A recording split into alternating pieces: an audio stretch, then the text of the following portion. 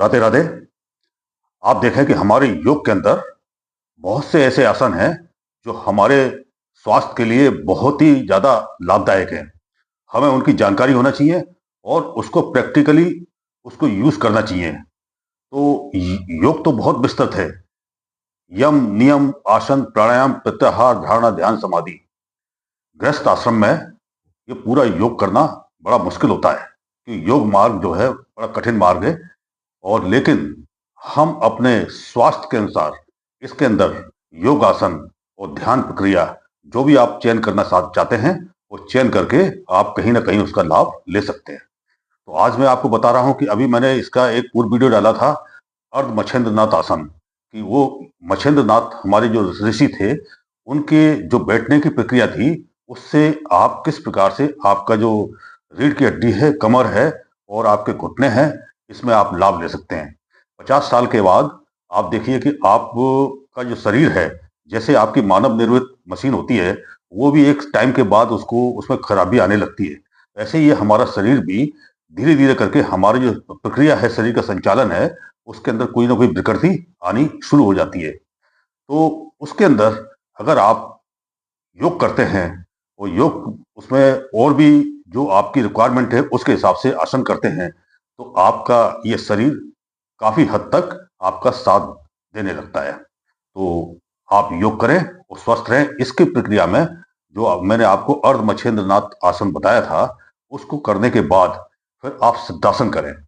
सिद्धासन ये हमारे शरीर के अंदर जो ऐसी प्रवृत्ति आज युवा के अंदर आत्महत्या कर लेते हैं, डिप्रेशन होता है और आपके शरीर के अंदर बड़ी उथल पुथल होती है, इस सारी समस्याओं को दूर करने के लिए ये सिद्धासन बहुत ही महत्वपूर्ण आसन है। तो सिद्धासन करने से आपका जो है मानसिक और शारीरिक जो आपका स्वास्थ्य है वो सही होता है।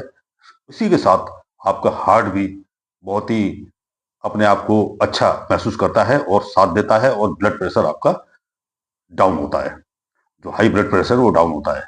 तो इस सिद्धासन कैसे करेंगे, तो आप पहले मैंने आपको अर्ध मच्छेंद्रनाथ का मैं एक संकेत बता रहा हूँ जो आपको मैंने पिछले वीडियो में बताया है कि अर्ध मच्छेंद्रनाथ जो हमारे ऋषि बैठते थे इस तरह से जो बैठते थे, और ये जो पैर हमने इस घोटू के इस तरफ लाया है, इसको करके और पीठ के पीछे हाथ लगा के आप सीधे बैठेंगे। तो ये अर्ध मच्छेंद्रनाथ आसन करने के बाद फिर आप सीधे बैठिए।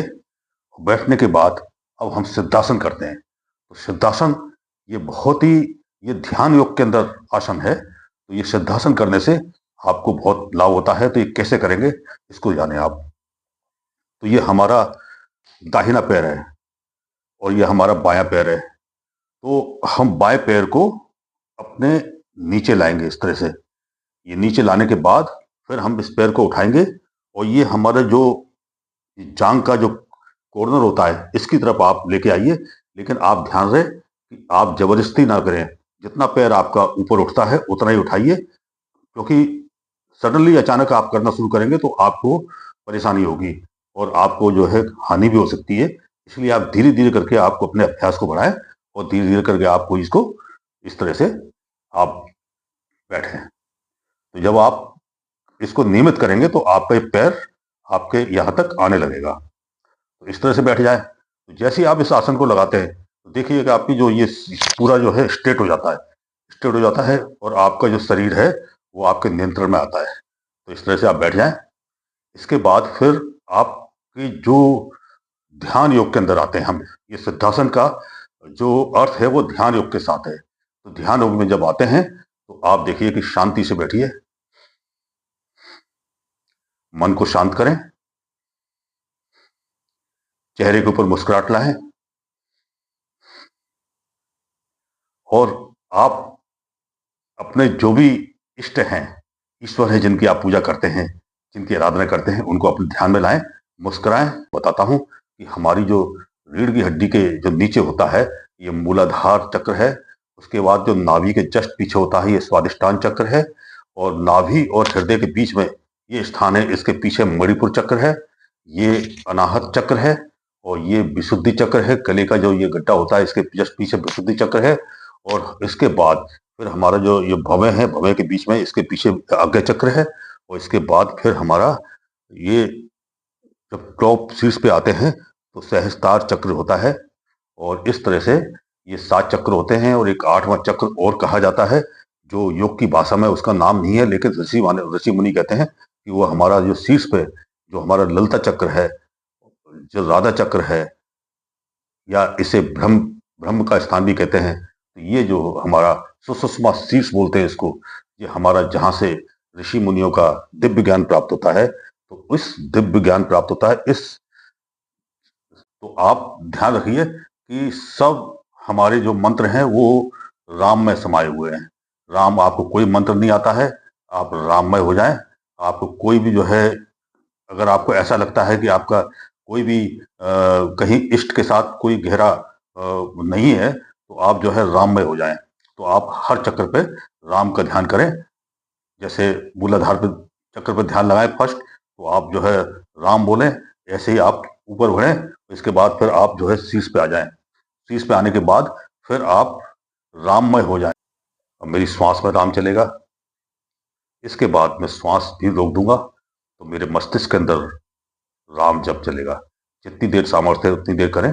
इसके बाद फिर आप शांत होके वापस आ जाएं।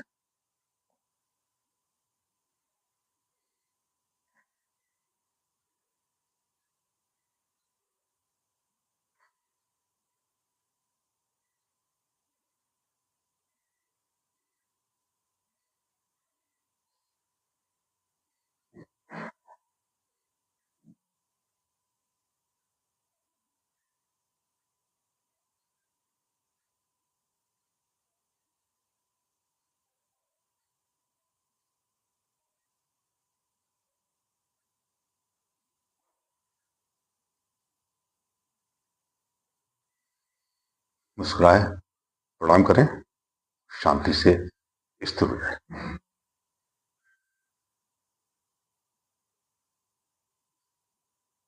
तो ये आपका ये जो आसन है, सिद्धासन, ये आपके ध्यान योग के अंदर आता है। इसके बाद जो शिवमय होते हैं, शिव को ध्यान करना चाहते हैं, तो वो ये शिव मुद्रा लगाएं। शिव मुद्रा लगाने के बाद फिर आप शिव का ध्यान करें और शिवोहम जप करें।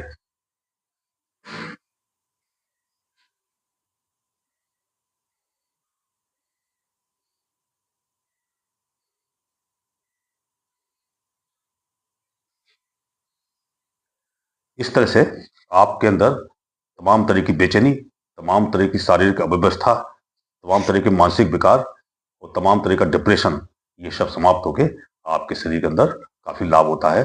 और आपका जो ब्लड प्रेशर है जो हाई हो रहा है, ये भी आपका नियमित हो जाता है, कम हो जाता है। तो आप ये सिद्धासन करें। यह हमारे योग का बहुत ही शानदार, बहुत ही सुंदर आसन है। तो इसका जो है आप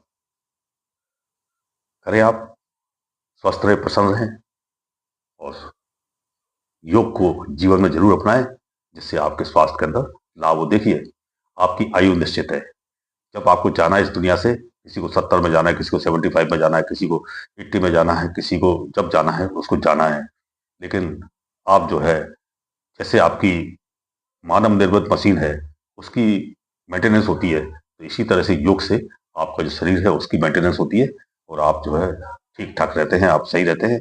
और अगर कोई विकार आ रहा है तो उसमें आराम मिलता है। लेकिन आयु तो आयु होती है, आयु में सब छेड़ होने लगता है, तो उससे आप परेशान ना हो, क्योंकि ये प्रकृति की प्रक्रिया है कि आपकी जब आयु 50 से ऊपर जाती है तो आपके शारीरिक ह्रास शुरू हो जाते हैं और आपके शरीर के अंदर कई तरह की समस्याएं क्रिएट होती हैं। तो आप उसको एक प्रकृति का नियम मानते हुए प्रसन्न रहे। जय राम जी की।